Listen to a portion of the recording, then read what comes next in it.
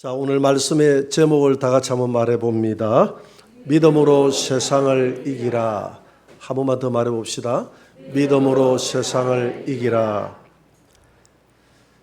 대전에 가면 자운 군인교회라는 교회가 있습니다. 그 자운 군인교회에서 제가 3년간 전도사 생활을 했습니다.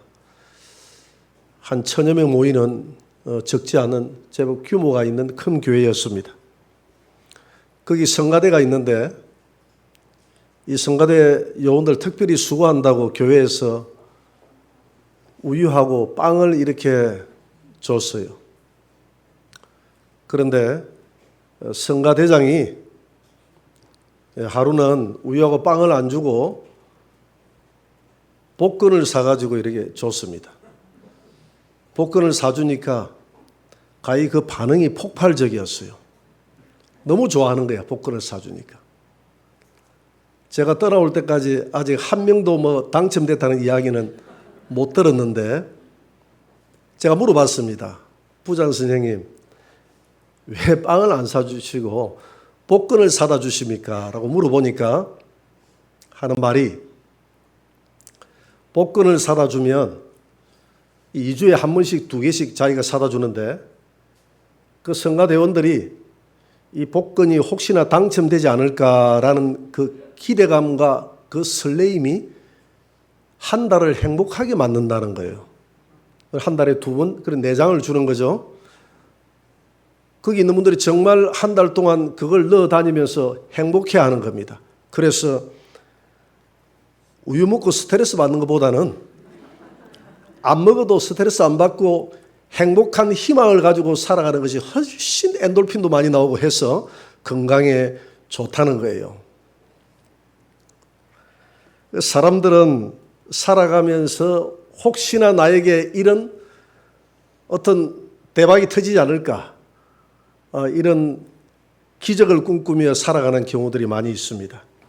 요즘 20대, 30대가 그 서울에 그 주택을 산다든가 주식에 투자를 한다든가 가상화폐에 투자를 한다든가 이런 것들을 선도한다고 하지 않습니까? 20대, 30대가 다 선도를 한다고 그래요. 한 40%가 20, 30대더라고 보니까.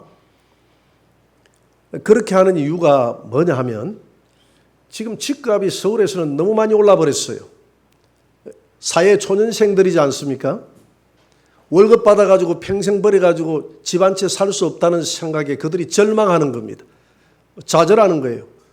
그래서 뭔가 대박을 꿈꾸면서 그런 일들에 투자를 한다는 겁니다. 이 영끌이다 그런 이야기 들어보셨죠? 젊은 사람들이 끌어들일 수 있는 것은 다 끌어들여 가지고 투자를 한다는 겁니다. 그래서 어렵고 힘들게 사는 사람들일수록 내 삶 속에 어떤 기적이 일어나기를 바랍니다. 그래서 내 인생이 좀 역전되기를 바라는 그런 마음들이 우리 마음속에 다 있다는 것이죠. 내재되어 있다는 것이죠. 오늘 본문은 이 제자들이 예수님을 만나서 정말 기적을 체험하는 그런 모습들을 보게 됩니다. 오늘 본문 사건 이전에 보면 어떤 사건이 일어났느냐 하면 오병이어의 사건이 일어났죠. 보리떡 5개와 물고기 2마리로 5,000명을 먹이고 12강주리에 거두는 그런 기적을 이스라엘 백성들이, 유대인들이 맛보게 됩니다. 여러분, 이 기적도 하나의 중독이거든요. 한번 맛보면 자꾸 맛보고 싶어요. 그래서 예수님을 임금 삼아서 매일 이런 기적적인 체험을 하며 살아가겠다. 유대인들의 생각이었습니다. 그래서 예수님이 이들을 떼내야 되겠는데 한번 기적을 맛보고 나니까 집으로 돌아갈 생각을 안 해요. 그래서 혼란 전술을 씁니다. 제자들로 하여금 이 게네사렛, 그러니까 이 갈릴리 호수 건너편으로 가라. 마가복음 6장에 보니까 오늘은 건너편으로 가라 했는데 마가복음 6장에서는 베세다로 가라 이렇게 이야기를 했습니다. 그리고 난 다음에 예수님은 산으로 올라갔어요. 기도하러 밤에. 그러니까 제자들이 생각할 때 그 유대인들이 생각할 때 제자들을 따라가야 되나 예수님을 따라가야 되나 이렇게 생각하다 혼란스러워서 그들이 다 집으로 돌아갈 사람들은 집으로 돌아가고 넘겨짓기로 결국 예수님은 제자들에게 갈 것이다라고 생각하고 제자들을 따라가는 사람들은 눈치 빠른 사람들은 또 따라갑니다. 그런데 그 갈릴리 호수가 워낙 커서 여기는 바다라고 했는데 그 호수에서 배를 타고 잠깐 후면 갈 수가 있는데 이 맞바람이 불어가지고 배가 진척이 안 되는 거예요.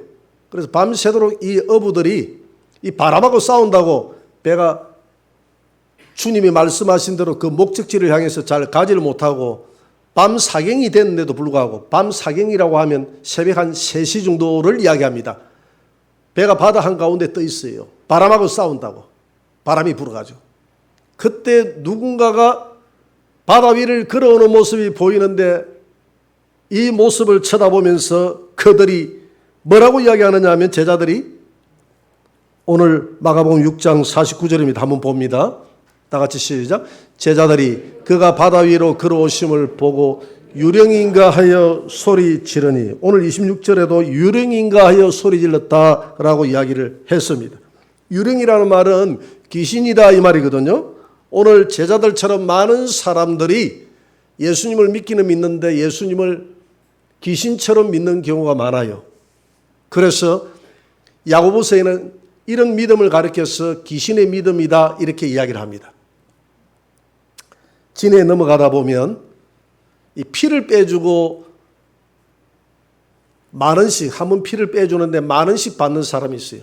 지난번에 제가 한번 이 이야를 들면서 피를 빼주고 만 원씩 받는다고 하니까 우리 성도 한 분이 깜짝 놀래가지고 목사님 다음부터는 다시는 설교할 때 피를 빼준다고 하지 마세요. 제가 놀래가지고 무슨 피를 팔아가지고 만 원씩 받는단 말이에요. 이렇게 처음에 제가 오해했잖아요. 그러니까 그걸 사열이다 하세요. 사열. 사열입니다. 사열해주고 만 원씩 받는 사람이 있어요. 그래서 소문이 나가지고 저 창원에 있는 어떤 목사님이 한번 넘어오라고 해서 같이 한번 간 적이 있습니다. 갔는데 이분이 간증을 하더라고요. 자기 간증을 하는데 어떤 간증을 하느냐 하면 이 간증은 여러분들이 들어도 날마다 새롭게 들으시기를 주의 이름으로 축원합니다. 자기 부인은 무당이었대요. 그리고 자기는 박수 무당이었대. 그러니까 남자는 옆에서 장구 쳐주고 하는 사람은 이 장난 맞춰주는 사람은 박수라고 하지 않습니까? 여자는 무당이었고. 근데 자기는 뭐 신 들리고 이런 게 없어요. 근데 자기 부인은 신이 들려가지고 정말 그 무당 생활을 하는 겁니다. 근데 자기 부인이 아파오기 시작하는 겁니다. 시름시름 아파오는데 병원에 가도 이 병명을 알 수가 없는 거예요. 그래서 큰 무당이 와서 하는 말이 지금 당신 부인 안에 있는 이 귀신보다도 더 큰 귀신이 와가지고 지금 들어가려고 하는데 제대로 들어가서 자리를 못 잡고 있으니까 이 내림굿을 해서 모시자고 하더랍니다. 그래서 그때 당시 약 한 25년 전이니까 2천만 원을 드렸대요. 굿하는데. 그래가지고 계룡산에 가가지고 굿을 했답니다. 굿을 하는데 자기 부인에게 신이 들려가지고 그 절벽 가운데 나무가 하나 있는데 나무를 타기 시작하는데 나무 가지에서 흔들흔들 춤을 추는데 자기가 생각할 때 떨어지면 바로 그냥 적산데 떨어지지도 않고 정말 신이 들리니까 막 작두 타듯이 막 이렇게 막 춤을 추더라는 거예요. 그래가지고 이제 한동안 몇 시간을 그렇게 해서 무당 굿을 했는데 여전히 자기 부인이 시름시름 아파서 죽어가더라는 겁니다. 그랬더니 큰 무당이 와가지고 하는 말이 지금 당신 부인에게 온 이 귀신은 아주 센 놈인데 아주 못된 놈이라고 하더라고요. 아주 사납고 못된 놈이 왔는데 이거는 받아가지고는 제대로 좀 생활을 못할 것 같는데 해꾸지를 할 것 같는데 이걸 쫓아내야 되는데 쫓아내려고 하면 더 큰 신을 받아야 된다고 이렇게 이야기하더랍니다. 그래서 그렇게 하면 어떻게 해야 되겠습니까? 좀 가르쳐 주십시오. 이렇게 했더니 교회로 가가지고 예수 귀신을 만나라고 하더랍니다. 그래가지고 찾아간 곳이 창원의 양국교회 안내를 받아서 찾아갔어요. 그래서 가가지고 늘 기도했다는 거예요. 예수 귀신님, 예수 귀신님, 저를 좀 도와주세요.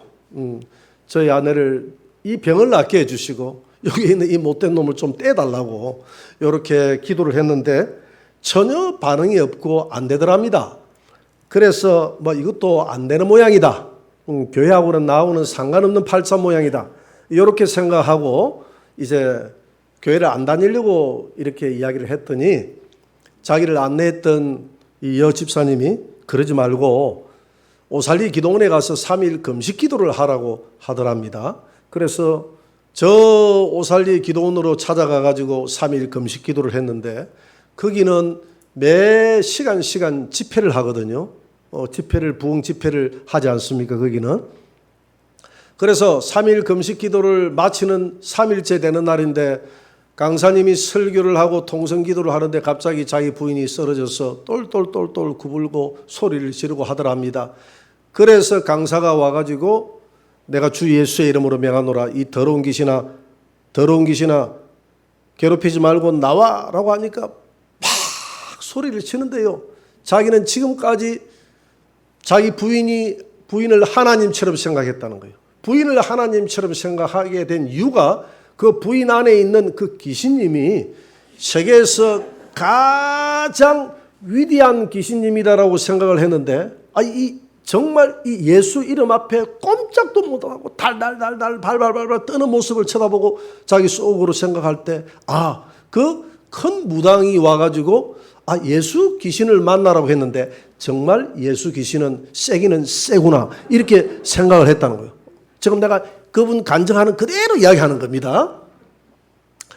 그래서 자기가 눈이 휘둥그레져 가지고 기도를 하고 이렇게 쳐다보는데 자기 부인 입에서 그 개구리 알 같은 게 이런 것들이 막 이물질이 나오기 시작하는데 자기 눈에 보니까 한 바가지는 나오는 것 같더래요. 이 더러운 것들이 막 쏟아져 나오는데 이 새까만 개구리 알 같은 게 쏟아져 나오면서 전부 토해 넣고 자기 부인이 쫙 뻗어버리는데 보니까 자기 안에 무당생활했던 귀신들이 싹 다 나가버렸답니다. 그래가지고 나와가지고 양국 교회를 다니다 보니까 이 큰 교회하고 자기하고는 안 맞더라는 거예요.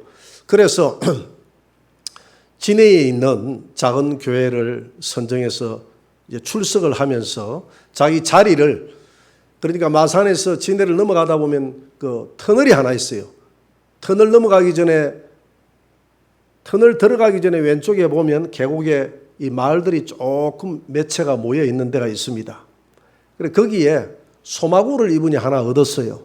돈이 없어서 소마구를 하나 얻어가지고 그러니까 비어있는 소마구를 하나 얻어가지고 보니까 그 소마구를 개조를 해가지고 이 사회를 하는데 이렇게 사용을 하고 있더라고. 그래서 이제 아무것도 없고 그래서 그렇게 해가지고 이제 시작을 했는데 그 일을 하면서 하나님이 손끝에 은혜를 주셔서 이제 풍이 와가지고 이렇게 누워있는 식물인간처럼 누워있는 사람 몇 사람을 이렇게 세웠다는 거예요. 그렇게 하다 보니까 소문이 나가지고 사람들이 구름대처럼 이렇게 몰려 들어가지고 그래서 하나님 앞에 기도를 했다는 겁니다. 하나님, 제가 매달 300만 원씩 하나님 앞에 11조 할 수 있도록 해주세요라고 했는데 얼마 못 가서 하나님이 300만 원씩 11조 할 수 있도록 그렇게 수입을 주고 지금까지 단 한 번도 300만 원 이하로 이 11조가 내려가 본 적이 없었다. 이렇게 간증을 했습니다.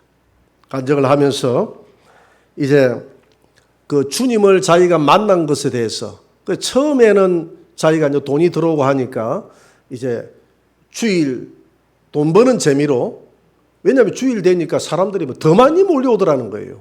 그래가지고 주일날 또 일을 했다는 거예요.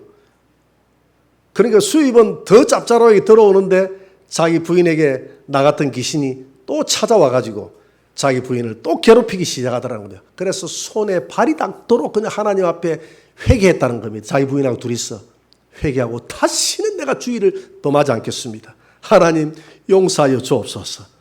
이렇게 하고 매일 저녁마다 밤 8시까지만 일하고 저녁마다 1시간씩 꼭 예배를 드리고 주일은 쉽니다 하고 붙여놨더라고요. 붙여놓고 주일날은 반드시 하나님 앞에 예배를 드린다고 그래요. 이분 같은 경우는 이 예수님을 많은 귀신 중에 한 분이라고 생각을 했다는 겁니다. 세상 사람들은 그렇게 생각하잖아요. 우리가 학교에서 배울 때도 4대 성인 중에 한 분이라고 생각을 했지 않습니까? 그렇죠? 위대한 성인 중에 한 분이라고 생각을 했고, 이분은 위대한 귀신 가운데 한 사람이 이 야수 귀신이라고 이렇게 생각을 했다는 거예요. 세상 사람들은 다 그렇게 생각합니다. 세상 사람들은 예수 그리스도가 하나님이요, 그분이 삶과 죽음의 근세를 이기고 부활하신 하나님으로 믿는 사람이 없다는 겁니다. 제자들도 마찬가지였어요. 예수를 처음 만나고서 예수를 하나님으로 믿지 않았어요. 랍비 선생 정도로 믿었다 이 말입니다. 오늘 본문에 보니까 예수님을 유령이라고 생각하지 않습니까? 이 유령이다, 이 예수를 귀신이다라고 생각하며 이렇게 살아가는 사람들의 특징이 있는데, 부적을 들고 다니는, 부적을. 요즘 식당 한 번씩 가보면, 저는 요즘에 식당에 쭉 들어갈 때 부적이 있는가 없는가 그거 쳐다봅니다. 부적이 있으면 그 식당 안 가려고. 그 부적을 해놓는 이유가 장사 잘하려고 부적을 해놓는데, 보니까 참 맛은 있는데 부적을 많이 이렇게 붙여놓은 데가 있어요. 그러면 제가 그 다음부터는 가급적이면 안 가려고 합니다. 이와 같이 우리 교인 중에도 보니까, 이전에 보니까 우리 결혼하기 전에 우리 성도, 남자 성도하고 이렇게 데이트할 때 자기 지갑에다가 부적을 넣어 다니는데, 우리 교회 다니는 성도님이 자기 화장실 갔다 온 사이에 지갑을 뒤져보고 부적을 짝짝 찢어가지고 버렸더라고요. 그래가 부적 버렸다고 막 싸웠다고 그래요. 싸워가지고 와가지고 그냥 남편 따라 교회는 왔는데, 나중에 보니까 성령을 받아가지고 그냥 하나님 앞에 회개하고, 지금까지 내가 정말 이 부적을 들고 다녔던 건 내가 잘못했구나. 우리가 예수를 믿어도 이 부적처럼 생각하는 분들이 많아요. 특히 천주교 신자들이 이런 경우들이 많습니다. 천주교 신자들은 보면 집에 가보면 전부 다 예수상, 마리아상, 또 무슨 성인상 이렇게 다 부적처럼 들고 있잖아요. 그 방 안에다 집에다 모셔놓습니다. 그러면 우리 집안의 애군이 떠나가는 것으로 생각하는 거예요. 어떤 분들은 천주교 다니면서 묵주를 들고 다니면서 이렇게 막 돌리는 사람이 있어요. 부적처럼. 그렇게 믿음 생활하는 사람들이 있습니다. 마치 야곱의 아내 라헬이 집에서 넘어올 때 드라빔을 가지고, 집안에 있는 아버지가 모시는 드라빔을 가지고 왔지 않습니까? 그 드라빔이 자기를 지켜줄 것으로 생각하고, 오늘 이 예수님의 제자들이 예수님을 이렇게 귀신처럼, 이렇게 부적처럼 유령이다라고 이렇게 생각하고 소리를 외쳤다 이 말입니다. 그때에 예수님이 하신 답변이 뭡니까? 오늘 마태복음 14장 27절을 한번 봅니다. 다 같이 시작. 예수께서 즉시 이르시되 안심하라. 남이 두려워하지 말라. 나다.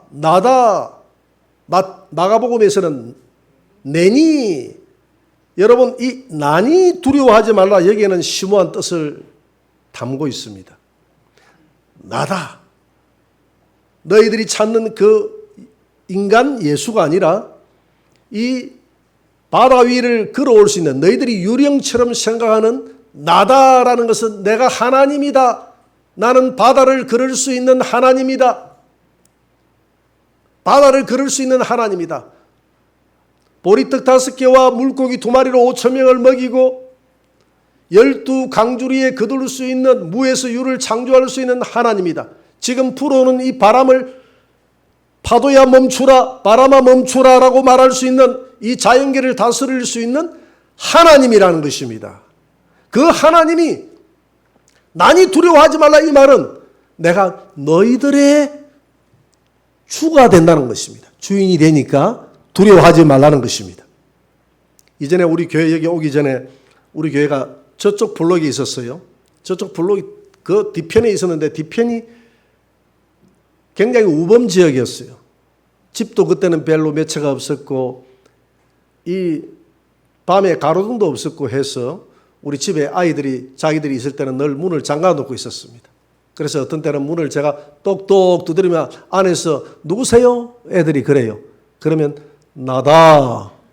이 말은 무슨 뜻입니까? 너의 아버지다. 안심하고 문을 열어라. 이 말이거든요. 지금 예수님이 그 말입니다.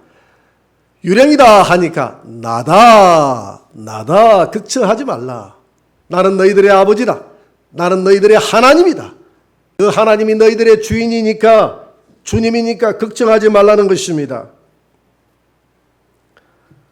여러분, 너가 지금 두려움 가운데서 안심해야 될 이유가 예수님이 여러분들의 하나님이시요 여러분들의 주님이시기 때문에 걱정하지 말라고 지금도 이야기하고 있는 줄 믿으시기 바랍니다.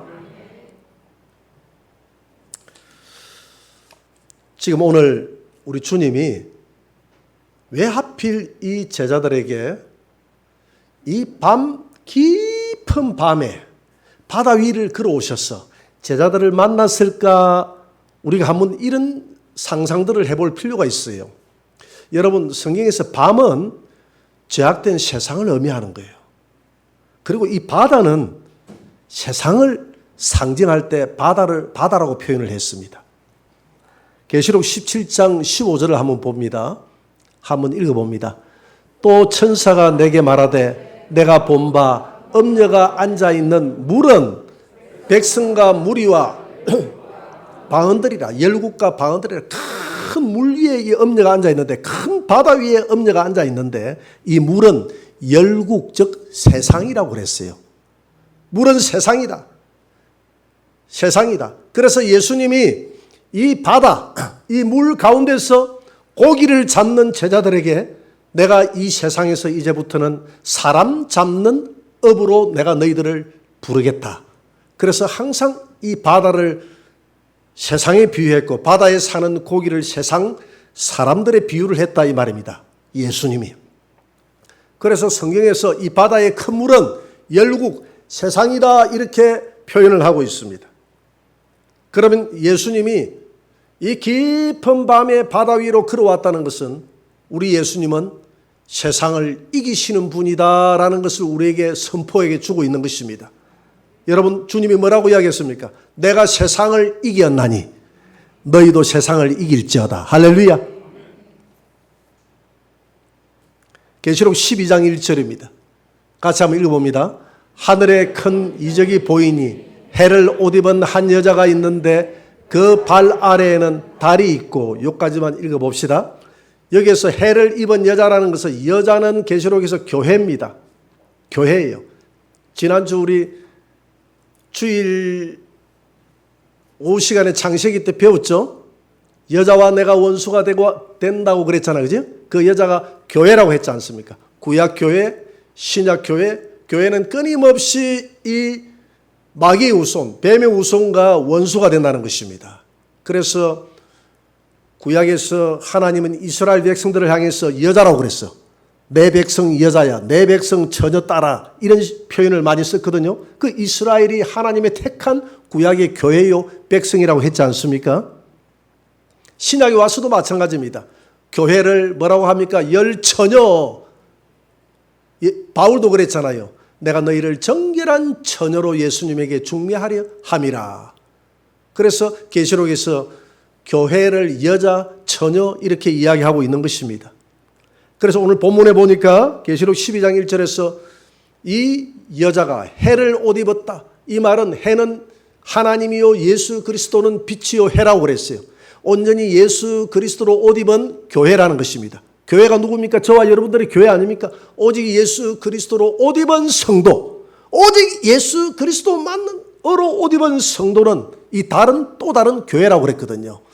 이 달을 밟았다는 것은 모든 이 땅에 있는 모든 교회 중에 오늘 계시록 12장 이 1절에 나오는 이 여자는 달을 밟고 해를 옷 입고 섰다는 것은 바로 이 세상 모든 교회 중에서 이긴 자 교회라는 것입니다. 할렐루야. 우리 교회가 이긴 자 교회가 되기를 주의 이름으로 축원합니다. 여러분들이 이긴 자 교회 성도가 되기를 주의 이름으로 축원합니다. 그래서 예수님은 오늘 바다를 밟았다는 것은, 바다를 밟고 온다는 것은 예수님은 이 세상에서 이긴 자라는 것입니다. 내가 세상을 이긴 것처럼 세상에 빠지지 말고, 세상에 빠져서 정복당하지 말고 세상을 네 발로 밟고 정복하고 이기는 성도가 되라는 것입니다. 믿으십니까? 여러분, 세상을 이기시기를 주의 이름으로 축원합니다. 그랬더니 베드로가 그 모습이 너무 신기해서 주여 나도 물 위로 걸어오게 하소서. 그래서 오라 너도 걸어와.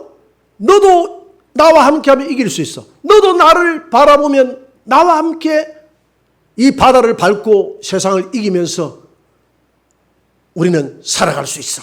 오라. 그래서 베드로가 물을 밟고 걸어갑니다. 그때 마태복음 14장 30절입니다. 한번 봅니다. 다 같이 시작. 바람을 보고 무서워 빠져가는지라 소리질러 이르되 주여 나를 구원하소서 하니. 여러분, 이 바람은, 성경에서 바람은 천사를 바람이다 그랬어요. 또는 환란을 바람이다 그랬어요. 오늘 성령의 역사를, 오순절 성령을 바람이라고 했지 않습니까? 그러니까 이 바람이라는 것은 이 문맥에 따라서 어떤 바람인가를 우리가 판단해야 됩니다. 오늘 이 바람은 천사의 바람도 아니요, 이 바람은 성령의 바람도 아니요, 이 바람은 환란의 바람이라는 거죠. 계시록에 보니까 내 천사가 지구촌 내 모퉁이에서 환란의 바람을 딱 잡고 있다고 그랬어요. 이 바람을 딱 놔버리면 이 땅에 3차 세계대전이 번진다고, 유브라데 전쟁이 터진다고 기록이 되어 있습니다. 여러분, 하나님 전쟁은 내게 속한 것이니, 이 나라가 아무리 저 북한에서 미사일을 핵을 개발해도 전쟁은 하나님의 손에 있는 것이니까 이 민족의 교회가 하나님 앞에 기도하면 하나님이 이 민족을 지켜줄 줄 믿습니다. 환란의 바람이 불어서 베드로에게 불어닥치니까 그 환란의 바람을 쳐다보면서 베드로가 의심이 생기기 시작하고 주님이 보이지 않으니까 물에 빠져 들어갑니다. 서서히 빠져서 붕덩 빠져서 나 베드로 살려 주여 내가 죽게 되었나이다. 살려주십시오. 아, 베드로가 뱃사람인데 뭘 물을 보고 두려워하느냐. 지금 보통 물이 아니잖아요. 바람이 싱싱 부는 가운데서 파도가 치는 물결을 여러분 한번 쳐다만 봐도 얼마나 두렵습니까? 그런 가운데서 빠져들어갑니다. 그때 주님이 마태복음 14장 31절에서 이렇게 답변을 합니다. 다 같이. 예수께서 즉시 손을 내밀어 그를 붙잡으시며 이르시되 믿음이 적은 자여 왜 의심하였느냐 하시고. 왜 의심하느냐? 여러분, 우리가 예수 그리스도를 의심하는 것이 죄라는 것입니다. 온전히 믿지 못하고 맡기지 못하는 것이 죄라는 것입니다. 성도들이 환란의 바람이 불기 전에는 세상을 이기며 살아가는 것처럼 보여요. 바다 위를 우리가 잘 걷고 있어요. 그런데 문제는 환란의 바람이 한번 몰아치면 우리 성도들이 예수 그리스도에 대한 믿음의 줄을 놔버리고 그냥 세상에 파묻혀서 주여 나 죽네 절망하고 좌절하는 것이 우리 성도들의 삶이다 이 말입니다. 마치 베드로처럼 잔잔할 때는 주님과 걸어가는데 갑자기 바람이 몰아치니까 의심하고 그 주님이 보이지 않는 거예요. 여러분, 가정에 환란의 바람이 휘몰아치면 내가 하는 사업이 그냥 실패하고 좌절하고 그런 환란의 바람이 몰아치면, 우리 자녀들의 환란의 바람이 몰아치면, 병중에 있는 이 몸이 병들어서 환란의 바람이 몰아치면 어제까지 좋았던 믿음이 다 사라지고 주님에 대한 의심이 생기기 시작하면서부터 우리는 세상에 점점 빠져들어가서 허우적거려서 빠져나오지 못하고 좌절하고 절망하고 우리가 죽어간다 이 말입니다. 그때 주님이 우리 보고 책망하지 않습니까? 위로하고 건면하지 않습니까? 믿음이 적은 자여 왜 의심하느냐? 바람을 보지 말고 나를 쳐다보라. 환란을 보지 말고 나를 쳐다보라. 여러분, 환란이 올 때마다 우리 주님을 쳐다보시기를 주의 이름으로 축원합니다. 더 믿음으로 나아가시기를 바랍니다. 우리 찬양에도 그런 찬양이 있잖아요. 믿음이 이기네, 믿음이 이기네, 주 예수를 믿음이 온 세상 이기네. 여러분, 우리 믿음이 이 세상을 이기시기 바랍니다. 이기는 힘인 줄 믿으시기 바랍니다.